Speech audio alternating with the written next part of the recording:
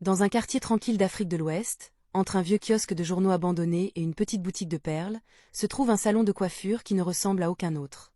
De jour, il paraît banal.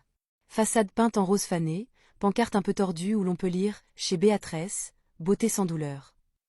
À première vue, rien ne laisse deviner ce qui s'y cache. Rien, sauf peut-être le regard fuyant des anciens du quartier, ceux qui, au détour d'une conversation, murmurent qu'ils n'osent plus passer devant ce salon à la tombée de la nuit. Le salon était fermé depuis des années. Mais récemment, deux jeunes femmes du quartier, ambitieuses et pleines d'espoir, ont décidé de le rouvrir. Fatou et Linda, meilleures amies depuis l'enfance, rêvaient depuis longtemps d'avoir leur propre affaire. Lorsqu'elles tombèrent sur le bail du salon abandonné, c'était comme un signe. Le loyer était presque inexistant, les lieux poussiéreux mais encore solides, les meubles d'époque étrangement bien conservés. Elles n'ont posé qu'une question au propriétaire du terrain. Pourquoi est-ce que personne ne l'a repris depuis tout ce temps? Il avait haussé les épaules, sans vraiment répondre. Un vieux silence s'était installé. Et dans ses yeux, il y avait un avertissement. Mais les filles ne l'ont pas vu. Ou plutôt, elles ne l'ont pas voulu. L'occasion était trop belle. Elles ont tout nettoyé. Peint les murs. Ramené du matériel. Changé les miroirs. Enfin, presque tous.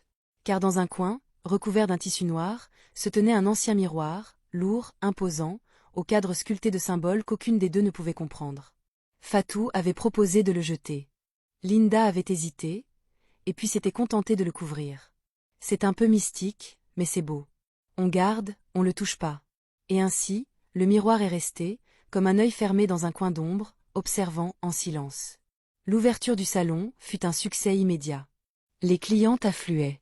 On vantait la douceur des mains de Linda, la rapidité de Fatou, leur accueil chaleureux. On disait que malgré les rénovations, le salon avait gardé une âme, un truc, une énergie inexplicable. Mais dès la première semaine, les bizarreries commencèrent. Le soir, quand les filles fermaient, elles trouvaient parfois une chaise déplacée le lendemain. Ou des mèches de cheveux au sol, longues, noires, alors qu'aucune cliente n'avait porté ce genre de tresse. Un soir, Fatou resta un peu plus longtemps, pour nettoyer. Il était 22 heures passées. Le quartier était calme. Elle passa la serpillière en fredonnant, quand soudain, elle sentit un frisson lui parcourir la nuque. Le miroir voilé avait bougé. Juste un peu. Comme si le tissu avait été soulevé par un courant d'air. Sauf qu'il n'y avait aucune fenêtre ouverte. Elle s'approcha lentement. Lentement. Plus elle avançait, plus elle sentait une présence. Quelque chose dans l'air, comme de l'électricité.